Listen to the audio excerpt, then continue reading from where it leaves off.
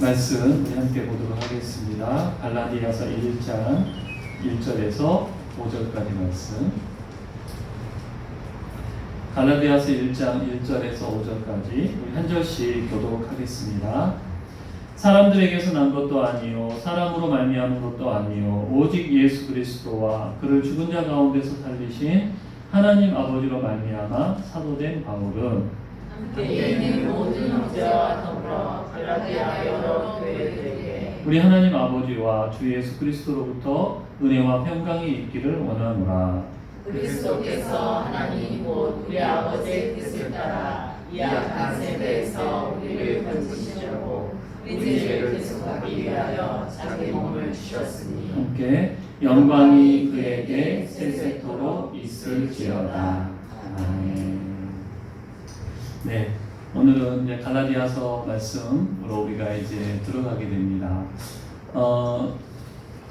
여러분 그 책을 읽을 때 우리가 아는 만큼 그 책 내용이 들어오는 거 아시죠? 우리가 이해하고 있고 또 우리가 알고 있는 대로 보이는 거예요. 또 물론 새로운 것들을 배우기도 하지만, 그러니까 어떤 것들을 우리가 좀 알고 나서 읽어보면 그 전에 내가 취하지 못하고 캐내지 못했던 것들을 책에서 또 캐내는 은혜가 있어요.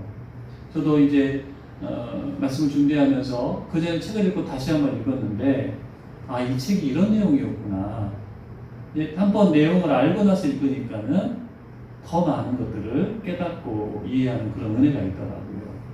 여러분 계속해서 말씀을 읽어나가시고 또 오기 전에 한번 읽어보시고 배우고 난 다음에 읽어보시고 그러면 깨닫고 이해하고 또 내 마음에 쌓이는 것들이 달라지는 것을 경험하시게 될 거예요. 갈라디아서 처음 부분인데 이게 편지죠, 편지. 갈라디아라는 곳으로 보내는 편지인데, 그리고 보통 편지에는 편지 처음 부분에는 누가 편지를 보내는지, 또 받는 사람은 누구인지, 그리고 간단한 인사가 나옵니다. 성경에 등장하는 편지들을 보면 바울의 편지들도 그래요. 이 세 가지, 보내는 사람, 발신자, 받는 사람, 수신자, 간단한 인사말. 갈라디아서도 그래서 그렇게 시작을 해요. 오늘 우리가 이제 인사말 부분을 함께 살펴보려고 하는데, 그리고 바울이 13권의 편지를 썼는데, 그 편지를 받는 사람들을 향한 사랑과 따뜻한 마음으로 부드럽게 편지를 써가는 것을 우리가 볼 수가 있어요. 근데 여러분, 갈라디아서의 인사말과 이 편지를 쓰는 바울의 이 마음이 다른 편지를 쓸 때와는 조금 다른 것을 우리가 좀 주의 깊게 살펴보면 알 수가 있습니다.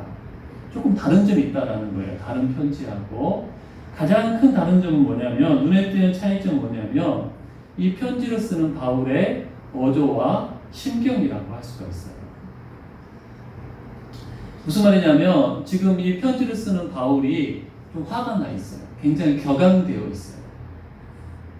놀라가지고 좀 이렇게 화가 난 상태에서 뭔가를 이야기하는 것처럼 느낌을 받게 됩니다. 처음부터 그의 말투가 강경하다라고 그렇게 이야기를 하는데, 바울이 편지를 쓸 때요, 이 편지를 받는 사람들을 부를 때 그냥 뭐 예를 들어서 누구누구에게 이렇게 하지 않고 수식어를 붙여요. 그러니까 교회에 주로 편지를 보내잖아요. 이 편지를 받는 성도들을 향해서 이 좋은 표현들, 격려하는 표현들, 따뜻한 표현들을 붙이는 것을 볼 수가 있습니다. 로마 교회에 보낸 편지 처음 부분 보면 로마에서 하나님의 사랑하심을 받고 성도로 부르심을 받은 모든 자에게, 이 편지를 받는 사람들이 얼마나 좋겠어요. 야, 하나님의 사랑하심을 받고 우리가 성도구나.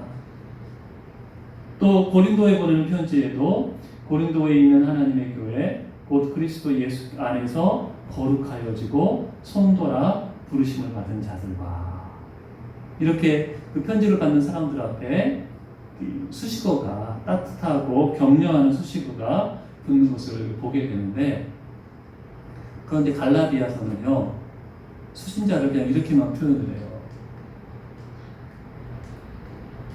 갈라디아 여러 교회들에게. 아까 하나님의 사랑하심을 받고 거룩하여지고 성도고 이런 표현이 없이 좀 사무적으로 이렇게 편지를 보내는 것을 우리가 보게 됩니다. 물론 다른 편지는 이렇게 안 돼 있나? 이렇게 되어 있는 편지들도 있어요. 어떤 편지들은 그냥 수신자들을 단순하게 표현하는데 그랬을 때는 뭐가 더 따라오냐면 그 교회를 향한 감사와 칭찬들이 따라와요. 예를 들어서 그 다음에도 나오는데 빌립보 교회에게 편지를 보낼 때 내가 너희를 생각할 때마다 나의 하나님께 감사하며 간구할 때마다 너희 우리를 위하여 기쁨으로 항상 간구하며 너희를 생각하면 너무 감사하고 너희를 생각만 하면 기쁘다. 이런 표현이 따라오는 거죠. 골로새서에도 우리가 너희를 위하여 기도할 때마다 하나님 곧 우리 주 예수 그리스도의 아버지께 감사하노라. 이런 감사와 칭찬이 서두에 나오는데 갈라디아서에는 그런 감사의 말이 나오지를 않아요. 칭찬도 나오지를 않아요. 왜 그런 걸까요, 여러분? 지난주 우리가 공부한 것들을 좀 연결시켜보면 지금 갈라디아 성도들이 바울이 전한 복음을 굳게 붙잡고 있나요? 흔들렸나요, 지금? 네. 사실은 변절을 한 거죠. 바울의 복음을 거부하고 거짓 교사들이 전하는 복음을 받아들여가지고 어떤 걸 붙잡아야 될지 모르고 혼란스러워하고 있는 그런 상황이 있었기 때문에 바울이 그럴 때 우리는 형식적으로라도 이렇게 미사역으로 붙일 수가 있는데 바울은 그러지 않아요. 자기의 감정을 아주 이렇게 진솔하게 표현을 하게 됩니다. 그들에게 실망했다라는 것을 여기서 지금 알 수가 있는 거죠. 아까 좀 화가 나 있고 강경한 어조로 여기 다음 주도 보겠지만 아주 그냥 처음부터 저주 이야기가 많아. 저주한다. 이게 화가 나 있기 때문이에요, 바울이 지금. 어떻게 이럴 수 있습니까? 이런 마음이 있는 거죠, 바울 안에. 그리고 바울은 편지를 쓸 때마다 자기를 어떻게 소개를 하냐면 사도라고 소개를 해요. 지난주 말씀을 드렸죠. 한번 따라해 볼까요? 사도. 이 사도라는 말을 사용을 하는데 이건 직분이에요. 직분. 일관되게 편지마다 자기가 사도인 것을 밝히게 됩니다. 로마교회에 보낸 편지에도 예수 그리스도의 종 바울은 사도 부르심을 받아.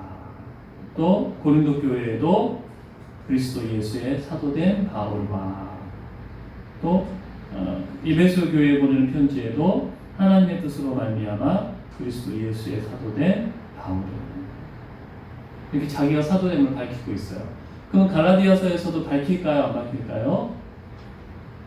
당연히 밝히겠죠. 그런데 그 자기의 사도됨을 설명하는 말이 다른 편지에 비해서 길어요.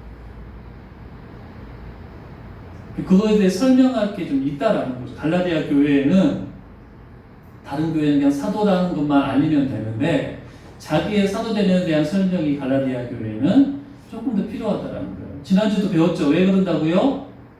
거짓 교사들이 바울의 사도라는 것을 흔드는 공격을 하고 있었기 때문에. 여러분 우리가 착각하지 않아야 되는 게 바울이 지금 자기를 좀 사도라고 불러달라고 하고 있는 게 아니고 이런 걸로 생각하면 안 돼요. 한 교회에서 신앙생활을 하던 이제 청년이 나중에 이제 신학을 해가지고 전도사님이 됐어요. 근데 이제 한 교회에서 자란 사람들은 어떤 게 입에 붙겠어요? 전도사님보다 형이나 오빠. 자꾸 오빠라고 부르는 거야. 그러니까 데리고 와가지고 오늘부터는 이제 나 오빠라고 부르지 말라고 전도사라고 불러달라고. 지금 이런 차원의 사도를 말하고 있는 게 아니에요. 조금 전에 말씀드렸던 것처럼 갈라디아 교회에 들어와서 사람들을 혼란스럽게 하고 있는 거짓 교사들이 바울 복음을 전하긴 하는데 그 사람이 전하는 복음에는 문제가 있다. 그리고 그 사람은 진짜 사도가 아니다. 사도들에게 배워가지고 저것들을 전하면서 마치 자기가 사도인 것처럼 행동을 하는데 진짜가 아니다. 이런 공격을 하고 있었기 때문에 자기의 사도됨에 대한 설명이 다른 편지에 비해서 길게 되었다는 거죠. 자, 그래서 우리가 이 갈라디아서를 처음 들어가면서 바울이 지금 어떤 심정이고 어떤 이야기를 하고 싶어 하는지 우리가 그것을 좀 알고 들어가면 조금 더 이 바울의 편지가 이해가 될 거예요. 편지를 정리를 해보면 5절로 되어 있는데 1절은 편지를 쓰는 사람이 누구인지를 알려주죠. 발신자. 그 다음에 2절에는 또 발신자와 수신자가 나와요. 편지를 받은 사람이 누구인지. 그 다음에 3절부터 5절까지에는 인사말을 하고 있습니다. 그러니까 미리 읽어오신 분들은 뭐 내용이 짧으니까 인사구나라고 싶은데 내용이 이래요. 간단하게 좀 정리를 해보면 그 다음 좀 넘겨주세요. 바울의 사도 직분은 사람이 아니라 하나님에게서 왔다. 이 이야기를 하고 있고요. 다른 신자들이 바울의 복음에 협력하고 있다. 그리고 그리스도의 죽음과 부활을 통해 구원의 새 시대가 왔으며 그것은 신자들을 지금의 악한 시대에서 구원했다. 바울의 복음은 하나님께 영광을 가져온다. 이게 바로 오늘 우리가 공부할 내용의 요약이라고 할 수가 있어요. 발신자와 수신자와 인사말이 나오는데 인사말 안에 바울이 전하는 복음의 또 내용이 나오고 있는 거예요. 자, 그럼 1절로 넘어가 보도록 하겠습니다. 1절 다시 한번 읽어보겠습니다. 1절 시작. 사람에게서 난 것도 아니요 사람으로 말미암은 것도 아니요 오직 예수 그리스도와 그를 죽은 자 가운데서 살리신 하나님 아버지로 말미암아 사도된 바울. 네, 사도인 것을 설명을 하는데 그 앞에 어떤 설명들이 많이 붙어 있죠. 그럼 도대체 사도가 뭘까요? 사도. 사도라는 직분이다라고 말씀을 드렸는데 원래 이 사도라는 말의 헬라어는요 아포스톨로스라는 말이에요. 아포스톨로스. 한 번씩은 들어보셨을 수도 있는데 아포스톨로스라는 말이고 이 말은 어떤 동사에서 왔냐면 보내다라는 뜻의 아포스텔레인이라는 동사에서 헬라어 동사에서 왔어요. 사도라는 말은 원어 그대로 가면 보냄을 받은 자라는 거죠. 어떤 일을 하도록 누군가에 의해서 보냄을 받은 자가 바로 사도라는 거예요. 제가 만약에 무소 집사님 어떤 일을 하도록 시켰다면 무소 집사님 뭐가 되는 거예요? 사도가 되는 거예요. 보냄을 받은 자가 되는 거죠. 그래서 이제 성경에 이 보냄을 받은 자는 사도라는 말이 많이 쓰이는데, 근데 그것들이 이제 뭐 사절, 사신 이렇게 되어 있지 사도라고 표현된 것들은 누구를 가리킬 때만 쓰는 말이냐면 예수님의 12제자를 가리킬 때만 사용하는 말. 사도가 보냄을 받은 자인데 성경에서 사도라는 직분은 예수님의 12제자를 의미하는 말이다. 이렇게 이해를 해야 된다는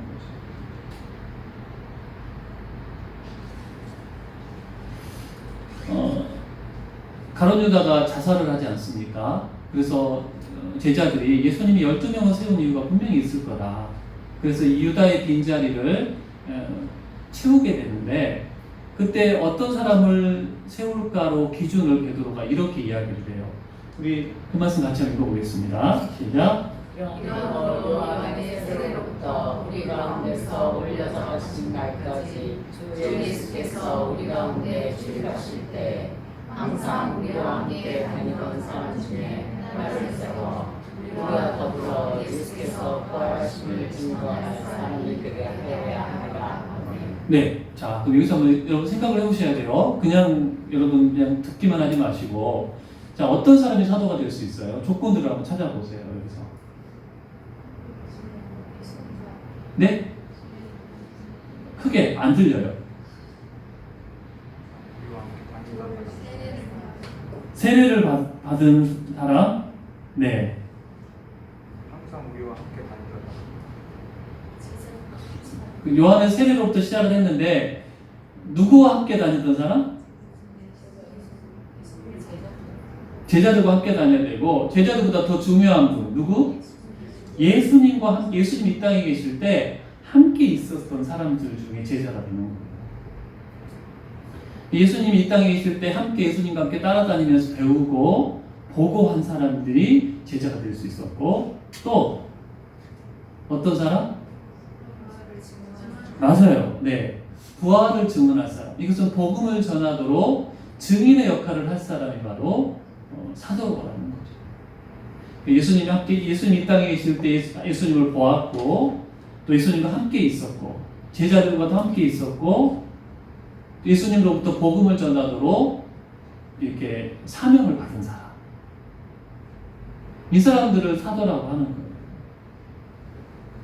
좀 정리를 해보면 다시 사도는 같이 한번 읽어보겠습니다. 첫째, 예수님께서 복음을 전하도록 세우신 직분. 네, 둘째, 예수님을 몸으로 직접 경험한 사람. 셋째, 성경을 기록하거나 기록하도록 도운 자들. 네.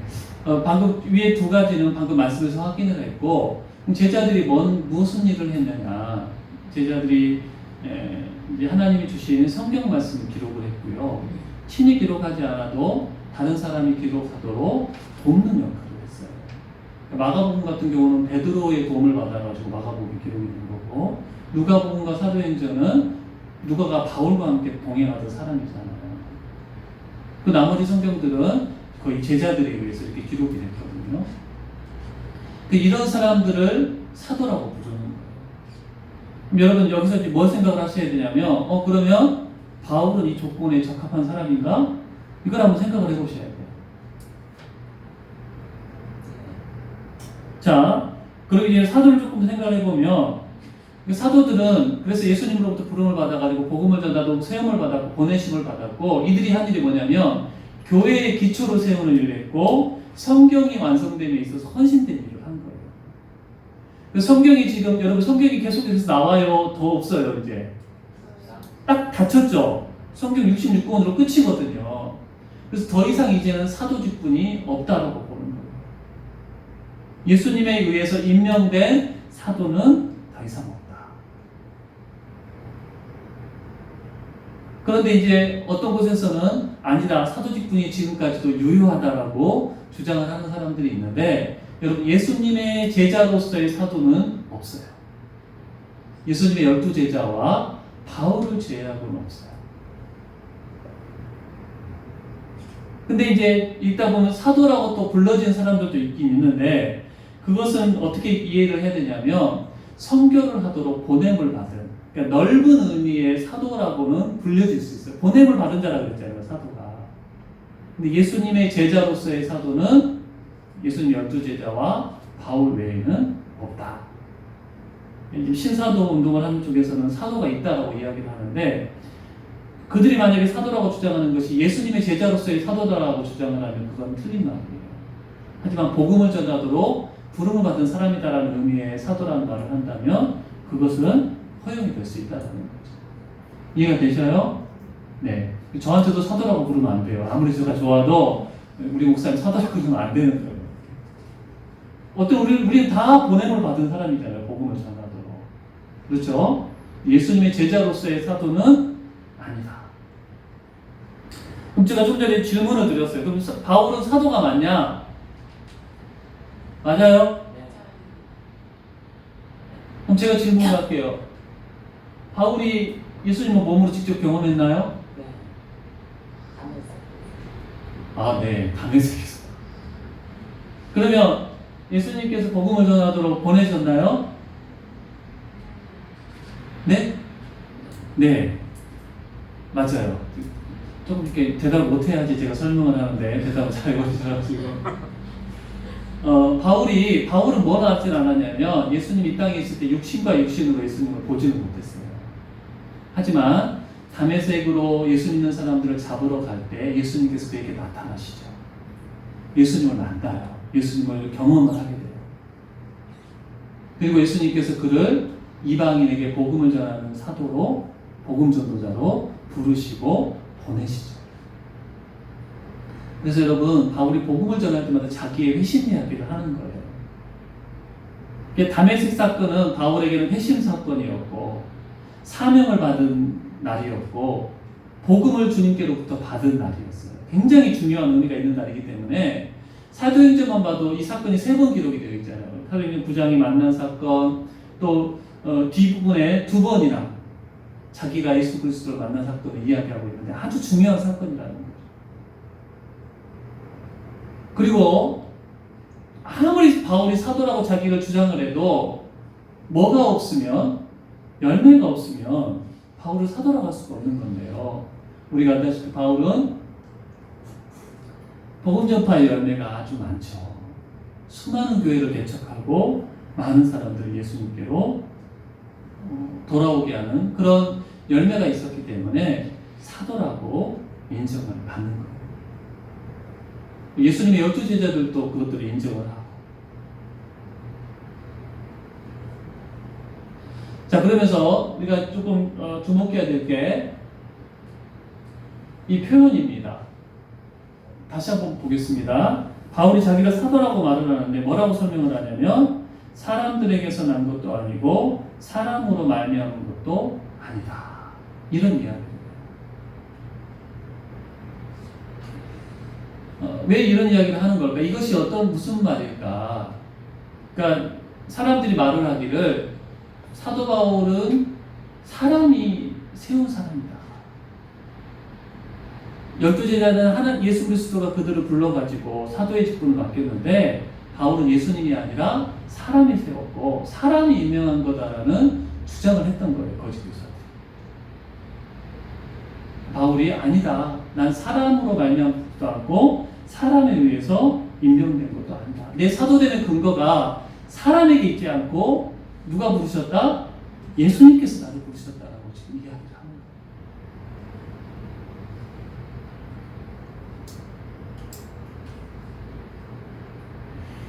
거예요. 여러분, 바울이 지금 이렇게 자기의 사도됨이 하나님께로부터 온 거다. 하나님이 나를 임명한 거다. 하나님에 의해서 사도로 세워진 거다라고 말하는 이유는 뭐냐면 바울이 그런 사도가 아니면요.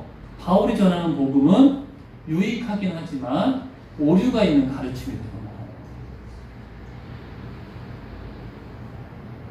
이 바울이 지금 자기 자신을 자랑하기 위해서 하나님 나 이렇게 세웠거든요. 그걸 자랑하기 위해서 그러는 게 아니라 자기가 전하는 복음이 진리고 예수 그리스도께서 친히 나에게 주신 거다라는 것을 이야기하기 위해서. 사람들이 이 복음이 진리구나라는 것을 붙잡도록 하기 위해서 자기의 사도됨을 이렇게 강조를 합니다. 존 스토트 목사님이 바울이 이렇게 이야기를 하고 있는 것을 이렇게 이야기를 해요. 개인적인 허영심으로 자신의 사도임을 밝히고 있는 것이 아니라 복음의 사활이 걸린 문제였다는 거예요. 바울의 사도됨이 무너지면요, 바울이 전한 복음도 무너지는 거예요. 그 바울이 그냥 만든 거지. 사람들에게 배워서 한 거니까 오류가 있어. 그러니까 우리가 전하는 복음을 받아들여야 돼. 이렇게 되어버린다는 거죠. 바울은 그게 아니라 하나님이 내게 주신 복음이고 하나님이 나를 세운 사람이기 때문에 내가 전하는 복음이 진리다. 여러분들은 그것을 붙잡아야 된다. 지금 그것을 말하려고 이렇게 길게 자기의 사도됨을 이야기를 하고 있는 거예요. 여러분 똑같은 말씀인데도 똑같은 자기 소개인데도 이 편지에서 이렇게 나오고 이 편지에서 이렇게 나오는 다른 이유가 이렇게 있는 거예요. 그리고 성경을 읽을 때 그 문맥과 그 당시의 상황과 그때 형편을 모르면 이렇게 풍성한 우리가 이해를 할 수가 없다는 거죠. 이해가 되시죠? 자, 존 스토트 목사님이 하신 이야기를 우리 좀 한번 같이 읽어보겠습니다. 같이 읽겠습니다. 시작. 바울이 예수 그리스도의 사도가 아니라면 사람들은 그의 복음을 거부할 수 있을 것이며 분명 그렇게 할 것이다. 바울은 그것을 견딜 수 없었다. 그가 말한 것은 그리스도의 권위에 따른 그리스도의 메시지였기 때문이다. 그래서 자신의 메시지를 변화하기 위해 자신의 사도적 권위를 변화하는 것이다. 네, 내가 전한 복음을 이 진리라는 것을 뒷받침하는 게 바로 사도됨이었기 때문에. 2절로 넘어가 보겠습니다. 2절은 간단한데 함께 있는 모든 형제와 더불어 갈라디아 여러 교회들에게. 자, 지금 바울이 2절에서도 발신자를 편지를 보내는 사람을 밝혀요. 바울 혼자 보내는 게 아니라 나와 함께 있는 형제들이 함께 이 편지를 보내는 거다. 함께 있는 형제가 누굴까요, 여러분? 바울과 함께 복음을 전하는 동료 그리스도인 지도자를 의미할 수도 있고, 아니면 지금 바울과 함께 있는, 만약 바울이 저기 수리아 안디옥 자기를 파송한 그 교회에 지금 머물고 있는 상태에서 편지를 쓴다면 안디옥 교회의 모든 교인들을 의미하는 말일 수가 있고요. 전도 여행 중에 지금 이 편지를 쓰고 있다면 어느 한 곳에 바울과 함께 지금 예배를 드리고 있는 형제들을 의미하는 말이라는 거예요. 왜 이런 말을 썼을까요? 여러분, 여기도 의미가 있어요. 그냥 내 주변에 누가 있어요 이 말을 하는 게 아니라 내가 전하는 복음이 이 사람들에 의해서 지지를 받고 있고 이를 가지고 한 마음이 되어가지고 편지를 쓰고 있는 것입니다. 이렇다라는 거죠. 지금 내가 혼자 이것들을 하고 있는 게 아니에요. 내 복음에 동의하는 사람들과 함께 이 편지를 쓰고 있는 겁니다. 이런 의미가 바로 발신자들을 밝히는 데 있다는 거죠. 여러분, 우리의 믿음은 공동체에 의해서 확인을 받아요. 우리가 공동체 생활을 해야 되는 이유가 여기에 있어요. 내가 혼자 깨닫고 내가 알아서 바른 믿음이 되느냐? 그렇지 않을 가능성이 크다는 거죠. 내가 깨닫고 내가 보고 내가 배우고 내가 알고 있는 것들이 정말 복음에 합당하고 진리인지를 공동체 생활을 하면서 여러분 확인해 나가야 된다는 거예요. 예수님에 의해서 부르심을 받았고 또 복음을 가지고 있는 바울도 그런 과정을 거쳤다라는 거죠. 토마스 슈라이너라는 분이 이런 말을 했습니다. 의미가 있는 말이니까 좀 길지만 제가 읽어볼게요. 우리가 교회 역사에서 한 번도 나타나지 않은 사상을 세우고 있다면 그것은 거의 틀렸을 확률이 높다. 누군가 2000년 교회 역사상 최초로 어떤 교리를 발견했다고 한다면 우리는 자신 있게 그 사람이 틀렸다고 말할 수 있다. 우리는 신자로서 홀로 있는 것이 아니다. 공동체에 속해 있고 이전에 있던 신자들과 지금 우리와 함께 있는 형제와 자매들에게서 배울 수 있다. 갑자기 새로운 진리가 나올 수 없다라는 거예요. 2000년 교회 동안에 그걸 통해서 우리가 확인하고 지지받고 교정되어지고 바울은 그런 형제들과 함께 같은 마음이 되어서 지금 갈라디아에 편지를 보내고 있다. 자, 그 다음에 수신자를 봅시다. 수신자를 뭐라고 불러요? 갈라디아 여러 교회들에게. 자, 지난주 공부한 것 좀 생각을 해봅시다.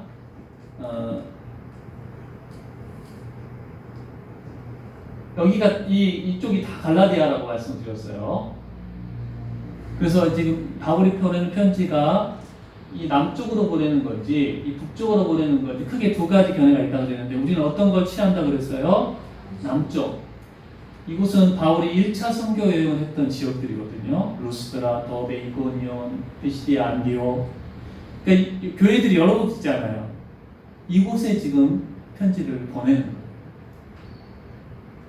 근데 여러분, 어떤 분이 또 그렇게 묵상을 하셨더라고요. 자기 같으면 이 갈라디아 사람들을 향해서 갈라디아 교회들이라고 표현을 안 했을 거라는 거예요. 이들은 지금 거짓 복음을 받아들여가지고 흔들리잖아요. 그러니까 바울이 막 화가 난 상태에서 이 변절자들아 이렇게 쓸 수도 있었을 거라는 거죠. 당신도 어떻게 이럴 수 있냐. 그런데 바울은 교회들에게 이렇게 보내는 거예요. 갈라디아 여러 교회에게.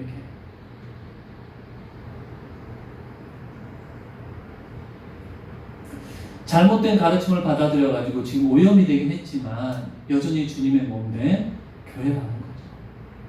바울이 갈라디아 교회보다 조금 더 심각했던 교회가 고린도 교회였거든요. 그래서 바울이 고린도 교회에는 눈물로 편지를 쓰기도 해요. 그 편지는 전해져 오진 않는데 고린도전서 후서 사이에 너무너무 속이 상해가지고 눈물로 편지를 쓸 정도로. 근데 고린도 교회는 성적인 문제도 있었고 막 교인들 간에 다투고. 그럼 여러분 그 사람들 향해서 저 사람 진짜 그리스도인들 맞아? 그런 질문이 나올 거 아니에요. 근데 바울은 그들을 향해서도 교회라고 표현을 했고 지금 거짓 복음을 받아들여가지고 흔들리는 갈라디아 성도들을 향해서도 교회라고 표현을 하거든요. 이게 우리에게 주는 통찰이 있는데요. 여러분 우리도 그러잖아요. 누군가 정말 실망스러운 모습을 보일 때 어떻게 그리스도인으로서 저럴 수 있을까? 물론 참된 그리스도인이 아니기 때문에 그런 모습을 보일 수도 있어요. 그런데 그리스도인이지만 연약해가지고 믿음이 약해가지고 또 뭔가에 미혹되어가지고 여러분 잘못된 모습, 혼란스러운 모습을 보일 수도 있다는 거죠. 그때 우리가 그들이 교회가 아니고 그리스도인이 아니다 함부로 판단하지 말고 바울이 보여주는 것처럼 그들을 주님의 몸된 교회로 인정하면서 그들이 돌이키고 그들이 가르침을 받고 변화될 수 있도록 기다려주고 기도하고 가르치는 것이 필요하다.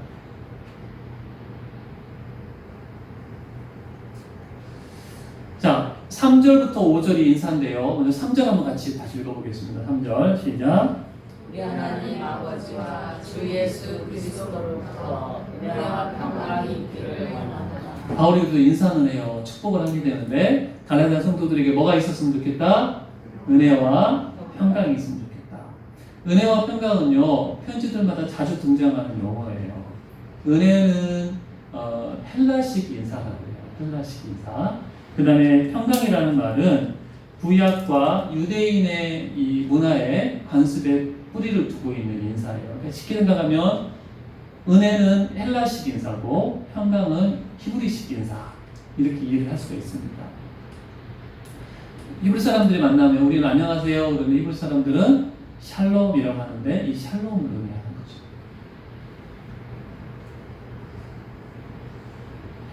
네, 여러분 편지마다 이것들이 등장을 하긴 하지만 이게 형식적인 인사가 아니에요.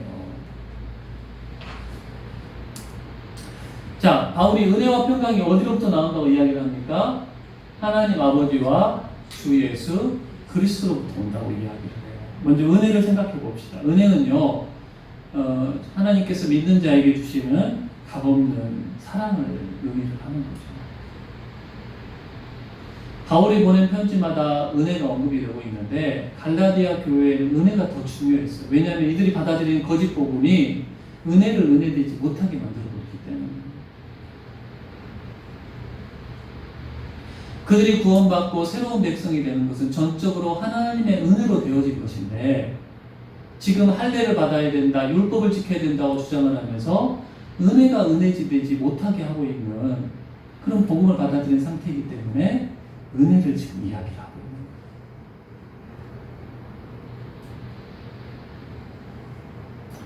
거예요. 그다음 은혜에 의해서 평강을 이야기합니다. 평강. 여러분 이 순서가 중요해요. 평강이 은혜보다 앞설 수가 없어요. 우리 가운데 임하는 평강은요, 은혜 다음에 임하게 되는 거예요. 하나님의 은혜를 입을 때, 우리가 하나님의 은혜 안에 거할 때 평강이 우리 가운데 찾아오게 된다는 거죠. 그 평강이 갈라디아 성도들에게 임하기를 축복을 하고 있는데 우리 반석가족들 한번 생각해 보세요. 여러분들 평강을 누리고 있습니까? 그 평강이 뭐에 근거한 평강이에요? 하나님의 은혜에 근거한 평강인지 아니면 다른 것으로 인한 평강인지. 다른 것으로 인한 평강은 참 평강이 아니에요. 우리가 은혜를 붙잡고 은혜 안에 거할 때 참 평강을 누릴 수 있어요.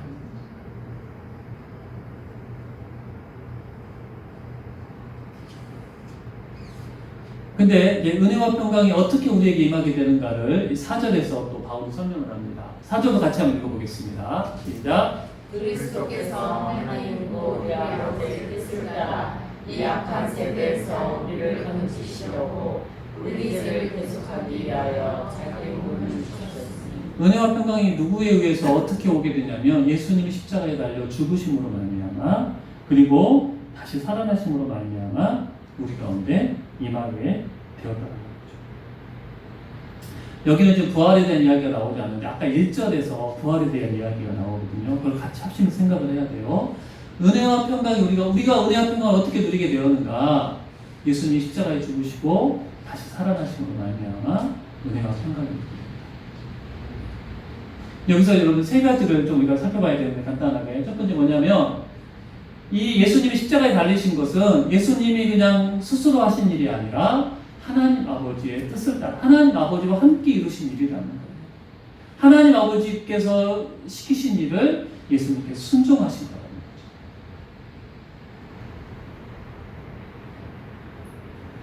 두 번째로 맨 밑에 말인데 왜 예수님이 십자가에 달려 죽으셨는가?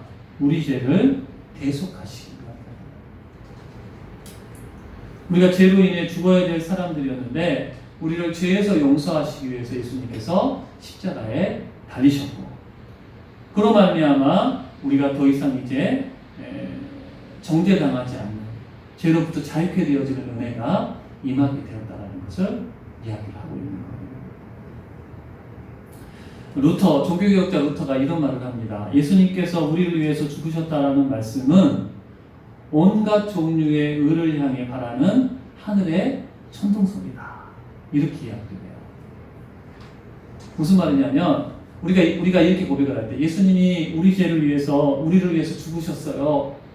이렇게 말을 하고 선포를 하면요. 뭘 향해 지금 강하게 선포하는 게 되냐면 이 세상에 있는 온갖 종류의 자기 의들 내가 이걸로 구원을 이루고 내가 이런 방법으로 하나님께 가까이 가고 내가 이런 방법으로 의롭게 될 수 있다고 말하는 모든 의들을 향해서 자기 의들을 향해서 그것은 아무런 쓸모가 없는 거다. 오직 예수 그리스도에 의해서만 우리가 의롭게 되어지는 거다라는 것을 이 표현이 알려주고 있다는 거예요. 예수님이 우리를 위해서 죽으셨다. 그리스도의 죽음은 여러분 대속의 죽음이에요. 우리의 죄값이 치루어졌고 우리가 정죄를 당하지 않은 거죠. 예수님이 우리를 위해서 죽으심으로 말미암아 우리가 그것을 믿고 예수님을 나의 구주로 인정할 때에 형벌이나 정죄로부터 우리가 완전히 해방이 되는 거예요. 팀 켈러 목사님 뭐라고 말하냐면 복음은 혁명적이다. 이렇게 이야기합니다. 여러분 우리가 지금 갈라디아서 말씀을 통해서 복음을 공부를 하는데 내가 하나님께 갈 수 있는 방법, 하나님 앞에서 의롭게 될 수 있는 방법 이게 뭔지를 우리가 분명히 다 붙잡아야 돼요.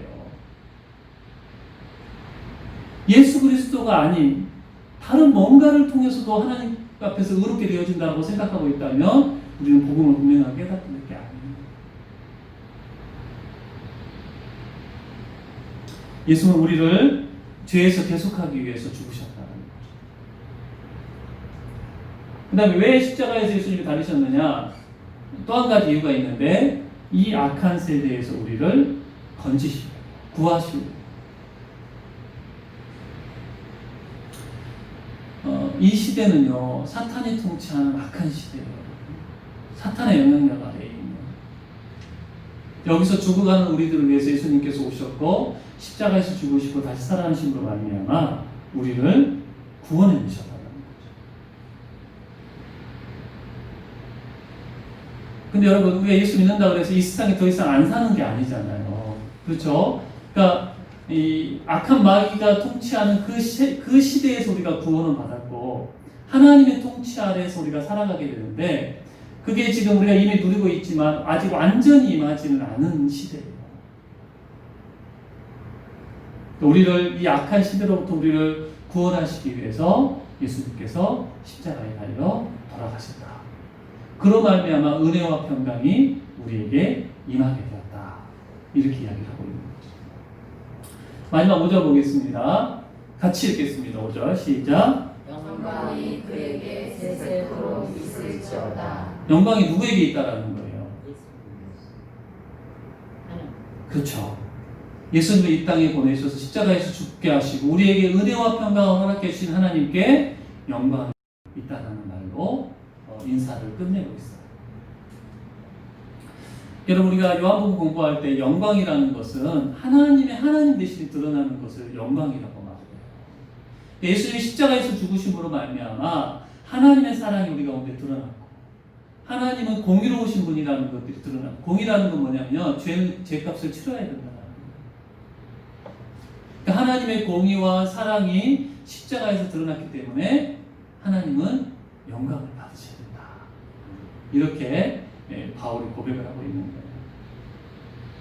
그리고 마지막 말을 뭘로 끝냅니까? 아멘. 이렇게 끝나는 거예요. 우리 여러분 아멘을 언제 하죠? 네, 기도하고 나서 아멘. 아멘이 담고 있는 두 가지 의미가 있는데 뭐냐면, 하나는 뭐냐면 이것들이 맞다, 그렇게 될 거다라는 것을 확언하는, 확증하고 단언하는 그런 의미가 있는 거예요. 이렇게 될 것을 믿습니다. 또 한 가지는 이렇게 되기를 바랍니다. 그런 소망과 바람을 아멘이라는 말로 표현을 하고 있습니다. 여러분, 바울이 전하는 복음은요, 이 복음을 받아들이고 믿을 때 사람들에게는 뭐가 임하게 되냐면 은혜와 평강이 임하게 됩니다. 그리고 하나님께는 영광이 됩니다. 그런데 갈라디아에서 들어와가지고 거짓 복음을 전하는 사람들의 이 복음을 받아들이게 되면요, 은혜가 없어요. 왜냐하면 자기의 공로를 내세우기 때문에. 그 당연히 평강을 누리지 못하게 되는 거고, 은혜와 평강이 임해야지 하나님 영광이 받으시는데 그게 없기 때문에 하나님 영광을 받지 못하는 거짓 복음이 되는 거죠. 자, 바울이 편지 처음 부분에서 편지를 보내는 사람이 누구고 받는 사람이 누구고 인사말을 했는데요, 세 가지로 정리하고 말씀을 마치도록 하겠습니다. 여러분, 바울은 지금 갈라디아 교회에서 복음이 흐려지고 복음이 희미해지고 복음이 혼미케 된 것들에게서 참지 못하고 지금 편지를 써서 참된 복음을 가르치고 있거든요. 아주 강경하게 얼굴을 굳히고 조금 화가 난 상태에서 흔들리는 사람들을 향해서 복음을 지금 변증을 하고 있어요. 우리 지금 이 말씀 앞에서 우리가 한번 생각해 봤으면 좋겠어요. 나는 지금 뭐에 이렇게 단호한 모습을 보이고 분노하고 있고 또 변호를 하고 있는가? 안타깝게도 내 이익과 관련된 것에는 열을 토하고 손해보지 않으려고 하고 조금이라도 잘못되면 가만히 있지 못하면서 혹시 진리와 복음이 더럽혀지는데도 우리가 침묵하고 있는 것은 아닌가? 바울처럼 복음과 진리가 여러분 더럽혀질 때에 그렇지 않다라고 우리가 단호하게 말할 수 있어야 된다는 거예요. 그러려면 뭐가 필요하겠어요, 여러분? 복음을 굳게 알아야 되겠죠. 그래야지 변증을 하고 그게 아니라고 말할 수 있지 않겠습니까? 두 번째로, 갈라디아 교인들은 바울을 실망시켰어요. 바울이 전한 복음을 한때는 막 즐겁게 받아들이고 얼마나 바울을 좋아했는지 눈이라도 빼주려고 그러고 천사를 보는 것처럼 예수님 보는 것처럼 행동을 해놓고 다른 복음이 들어오니까 금세 방향을 틀어버리는, 아유 이 배신자들아, 이 변절자들아. 바울이 그럴 수 있는데 그들을 향해서 뭐라고 부른다고요? 교회. 주님의 몸된 교회라고 부르는 거예요. 그들의 연약함을 안타까워하면서 그들을 가르쳐서 다시 복음으로 돌아오기를 소망하면서 그렇게 부르고 있다는 거죠. 그러니까 여러분, 우리 공동체 안에 또 내 주변의 연약한 지체들을 향해서 우리가 혹시라도 쉽게 판단하거나 정죄하지 말고 그들이 바르게 설 수 있도록 우리가 가르치고 기도하고 기다려주는 것이 필요하다. 한 가지 더, 이 거짓 교사들의 복음은요, 이렇게 계속 반복이 될 텐데, 예수님이 우리의 구원을 위해서 우리의 의가 되시기 위해서 행하신 일에는 부족하다라는, 뭔가 부족한 게 있다라는 거예요. 예수님이 행하신 일을 믿기만 해서는 안 된다, 부족하다, 할례를 받아야 되고 율법을 지켜야 된다. 근데 여러분, 이런 복음은 좀 전에도 말씀드렸지만 하나님의 은혜를 헛되이 만들어요. 여러분, 그게 은혜가 되겠습니까? 내 노력과 내가 뭔가 이루어가지고 구원에 이르렀으면 그걸 은혜라고 고백을 하겠냐라는 거예요. 오직 예수 그리스도가 행하신 일을 믿고 받아들임으로 말미암아, 예수 그리스도를 의지함으로 말미암아 구원에 이르게 된 것이 바로 은혜라는 거죠. 그 은혜를 붙잡고 우리 안에 거할 때 평강이 있다고 합니다. 우리는 지금 이 은혜와 평강을 누리고 있는지 오늘 말씀 앞에서 우리가 한번 생각해 봐야 되겠습니다. 네, 오늘은 5절까지 했고요. 이제 다시 한번 여러분 읽으실 때 오늘 공부한 것들을 잘 생각하시면서 1절부터 5절까지를 한번 읽어보셔요. 또 다음 주는 6절부터 10절까지인데 읽어오실 때 6절부터 10절까지의 좀 특징이 있어요. 어떤 표현이 아주 많이 반복이 되고 있고 왜 바울이 이렇게 표현을 했을까? 이 말은 도대체 무엇일까? 이런 것들을 좀 생각해 보면서 6절부터 10절까지도 읽었으면 좋겠습니다. 그러니까 다음 주 1절부터 10절까지 읽어오시면 되겠습니다.